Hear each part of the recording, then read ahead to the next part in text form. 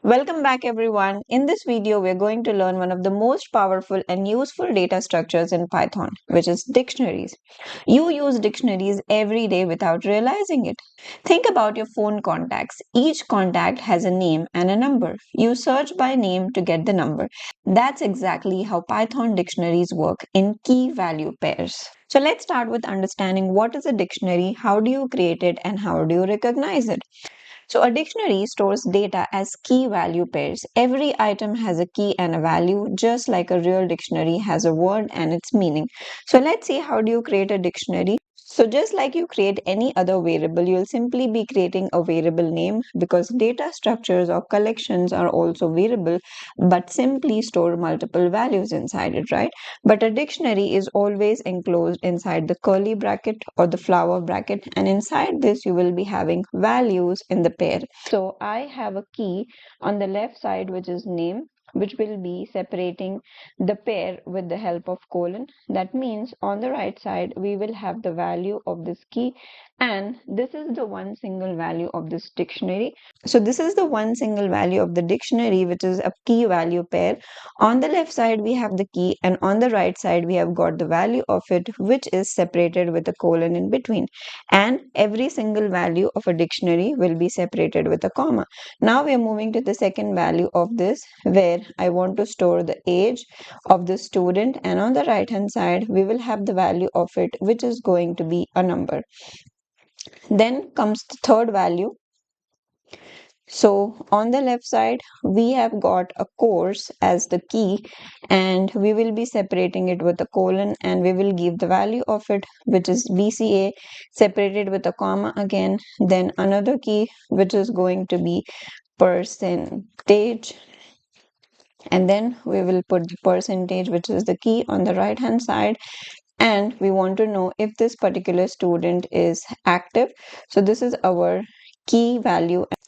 So this is how you simply create a dictionary. Now let us just print this on the output screen. So I simply want to print my dictionary or the variable name student, and you can see that I've got the whole dictionary on the output screen. Now let us know what is the type of this particular variable, and I will be using the type function, and let's put the variable name, and when I run this it says that it is a dictionary.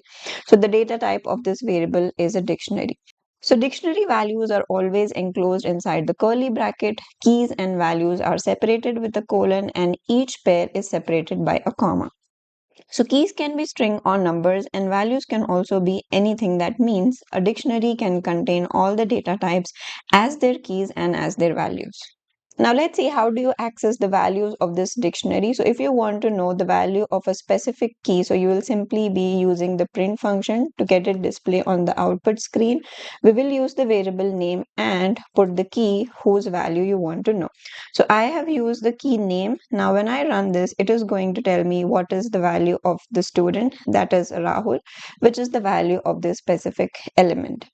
Now we can do the same thing for age and course as well. So this is called as accessing values of the keys, where we are simply providing the keys of the dictionary and we are getting the values of them. Now I am providing the third key of this dictionary, which was course, because I only want to get the specific data of the dictionary. So I'm only putting the keys whose value I want to know. So the name was Rahul, age is 20, and the course is BCA. So now we will be using the get method to get the values of specific keys. So I am using the print function because I want this to be displayed on the screen. Then I use the variable student, and then I will be using the get method here, student dot get. Then I will put the key name whose value I want to get. So because two brackets were open, we need to close the two brackets, and when I run, you can see that it is giving me the value as Rahul, because we wanted to get the value of this particular key. Now we can do the same thing with other values as well. So this time I have given the key as city, and the output we got is none, because no such value is present in our dictionary. We have not created any key as city in our dictionary.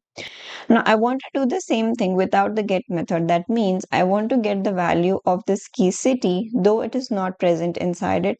And when I run, it is throwing me an error saying that key error, which is city. That means city dictionary is not present. But when I do the same thing with the get method, there was no error and it was simply showing the value as none. So when you're not sure whether the value is present inside your dictionary or not, you can simply go with the get method. But if you're sure that this particular key is present in your dictionary, you can simply use this method for accessing the values. Now we are moving to the next concept, that is modifying dictionaries. And because dictionaries are mutable, we can change them once they are created. Now, the first way of changing the dictionary is updating the existing values. That means I want to change the value of age from 20 to 21. So we will simply use the variable name student and put the key whose value you want to change. So we want to change the age. So that's what we have used the key. And I'm going to put 21. That's what we want to update it to. Now let's use the print function to see if it was updated or not. So I also want to put a text that updated age is, and let us show the whole variable. Now when I run, you can see that the age value has been updated to 21. Now the next way of changing an existing list is to add a new key value pair. So you will be using the same syntax. You will use the variable name, then put the key inside it. So I want to add the city as my key, and the value of this is going to be Hyderabad. And it's time to get it displayed on the output screen. So I will be using print function, and the text is going to be added city. And when I run this, you can see that there was no key as city earlier, but now the key has been added. Now, the next way of changing a dictionary is to delete a specific key from it. So we will be using a keyword del, which is to delete a specific key. So we have used the variable name, and because I want to delete the key course from it, that's what I have done. And now I want to print a line that deleted course.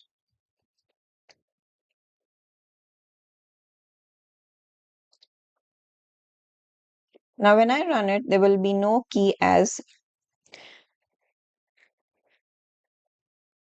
And now when I run this, there will be no key as course in our dictionary. So you can see that we only have name, age, and city, but there is no course. But earlier in the last output, we also had a key as course along with its value. Just like delete method, we have one more method as pop, which will help you to remove a specific key of your dictionary.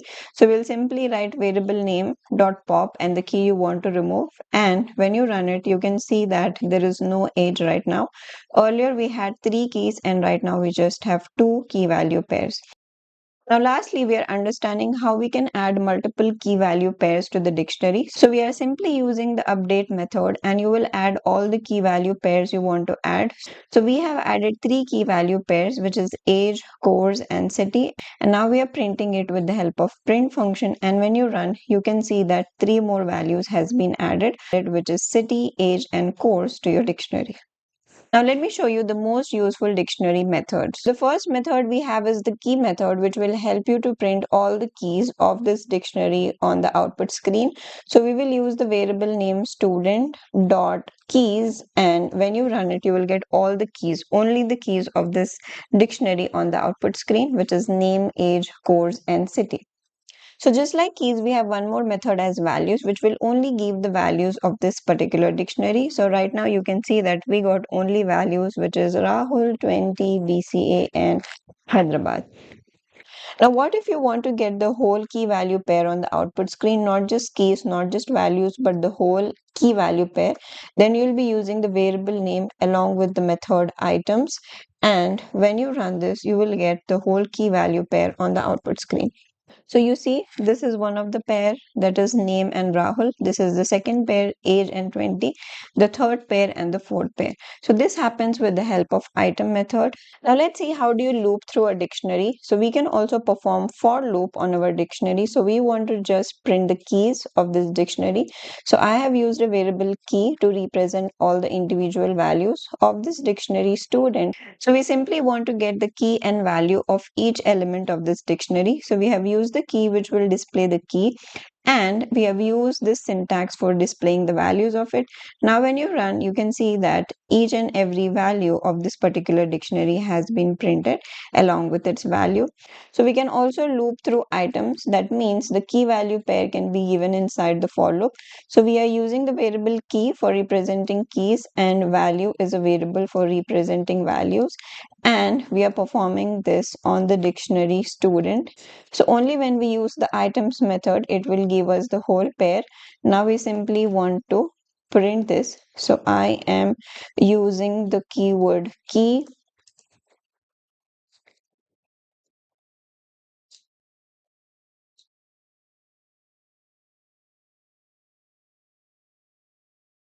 and the variable value. And when you run, you can see that key along with its value has been displayed with the help of loop. Now we simply want to check if a specific key is present in your dictionary or not. So we simply use the print function again, and we want to check if name is present in our dictionary student, and it will give you the output in the form of true and false. And because name is one of the keys of our dictionary student, it has given us true. And now we want to know if salary is the key of this dictionary. Salary in the dictionary student. So this will give us an output as false because we don't have any key as salary in our dictionary. Now lastly, the very important method, which is len, which will help you to find out the length of the dictionary, which will tell you how many elements are present in the dictionary, and the output we got is 4 because we have got 4 pairs in the dictionary. That's it for this video, and amazing work everyone. You now understand Python dictionaries.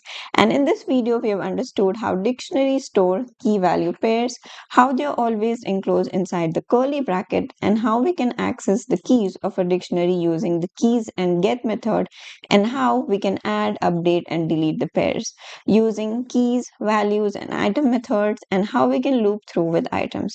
In the next video, we will learn the last data structure, which is sets. See you there.